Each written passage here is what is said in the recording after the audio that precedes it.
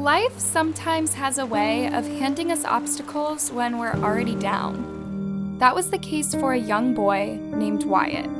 But the way Wyatt responded to the obstacle that came his way made all the difference, and ultimately shocked the nation.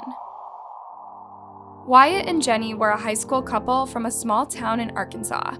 They were both only 18 when Jenny got pregnant unexpectedly. They came from very traditional families, and their parents didn't believe in having children out of wedlock. They both expected their parents to be mad, but nothing prepared them for the response that they got. Jenny's parents completely disowned her and told her that they wanted nothing to do with her or the baby. While Wyatt's parents were a little bit more understanding, they told him that as soon as he graduated, he would have to move out of their house and find a way to support Jenny and the baby himself.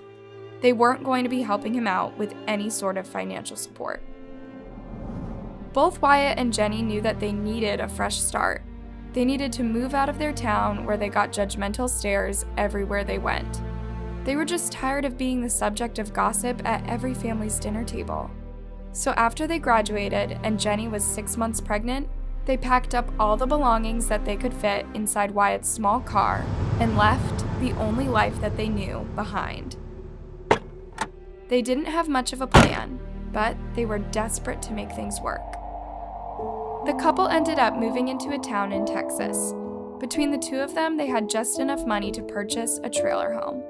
They now had a roof over their heads, but they knew that they needed to find jobs fast.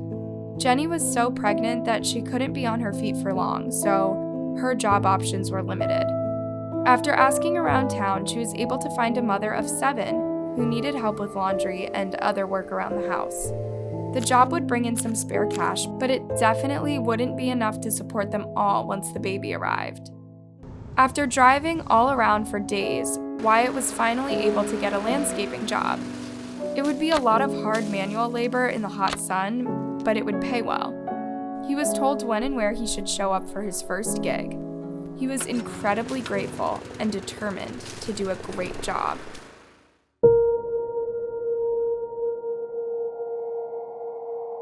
The day before Wyatt's first day of work, he went to the store to buy a pair of work boots he'd need for his job. On his way home, he noticed that something seemed to be off about his car. It was making a strange, stuttering sound that he'd never heard before. He barely managed to pull it into the driveway before it sputtered to a halt. He got out and popped the hood, only to see smoke coming from the engine. He knew from enough experience with cars that this wasn't something he could fix on his own. He'd have to take it to the mechanic, and it was going to cost a lot of money. Money that he and Jenny definitely didn't have. He anxiously checked his text messages to find the address for the job he was supposed to arrive for the next morning. When he plugged the address into his GPS, his heart immediately sank. The job was in the next city over, and it was nearly 20 miles away. If he were to go on foot, it would take at least 6 hours, even if he sprinted part of the way. His heart stung as he thought about having to walk inside the house and tell Jenny that he would probably lose his job since he had no way of getting there. He dragged his feet as he walked inside, feeling like such a failure. All he wanted was to provide for Jenny and their future child, and now he had lost his only form of transportation. When he walked in the door, he saw Jenny sitting on the floor of their living room. She was carefully folding tiny onesies and putting them away. When she saw him, her eyes lit up and a big smile came across her face.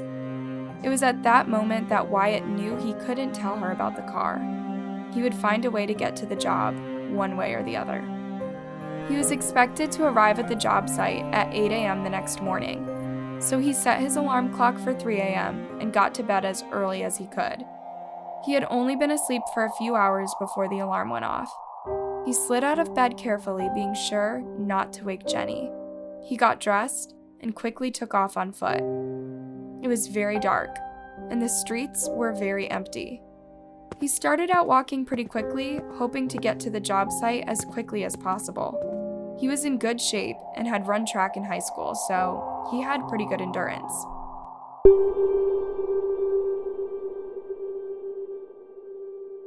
By around 5 a.m., Wyatt was starting to hit a wall. He was exhausted, and his legs felt like jelly. He wasn't able to run anymore, so he simply walked, keeping his pace as fast as possible. Dread filled his stomach once more when he heard the grumbling of thunder overhead. Minutes later, rain came pouring down in full force, drenching his clothes immediately. Wyatt forced himself to keep going, even as the drops stung his face. Anytime he felt like giving up, he pictured Jenny's smiling face. By the time he was another hour in, his whole body ached and his pace was getting slower and slower. He was so exhausted, and all he wanted was to simply sink into the ground and rest. He still had so many miles to go, and he was beginning to lose hope that he would ever actually make it.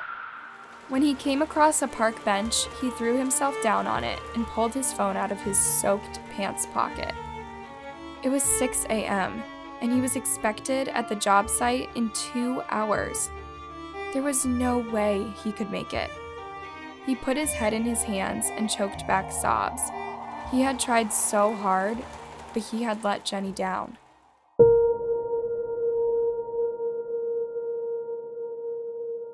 Only a few minutes later, Wyatt was startled by flashing red and blue lights.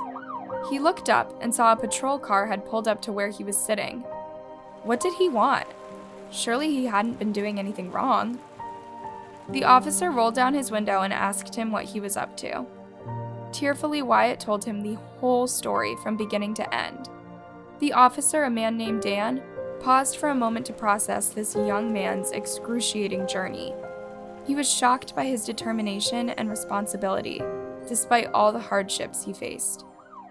Dan invited Wyatt into the car and said that he would personally drive him to the job site. Wyatt was ecstatic and super grateful for the ride.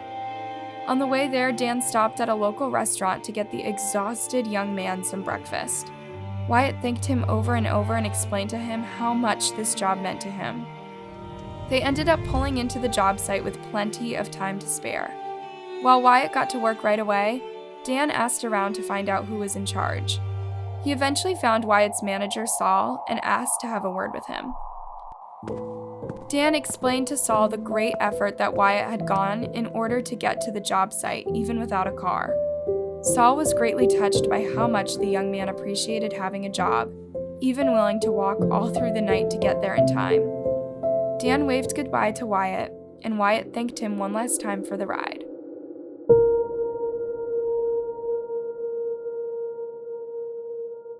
That evening, Dan took to Facebook to share Wyatt's remarkable story. He had hoped that it would inspire others to be more grateful for their own blessings. What he hadn't expected was for the Facebook post to completely blow up. It was shared over and over, and many people started reaching out to offer to donate some money to help buy Wyatt a new car. Due to the generous community, it took even less time than he had anticipated. In less than a week, Dan had raised enough money to buy Wyatt a brand new Ford Focus. Dan and some of the other officers from the town brought the vehicle to the couple's house to surprise them. When they told Wyatt the car was his and that it was completely paid off, he was speechless at first. Relief and gratitude washed over him, and he broke down in sobs. Never again would he have to worry about how he was going to get to work.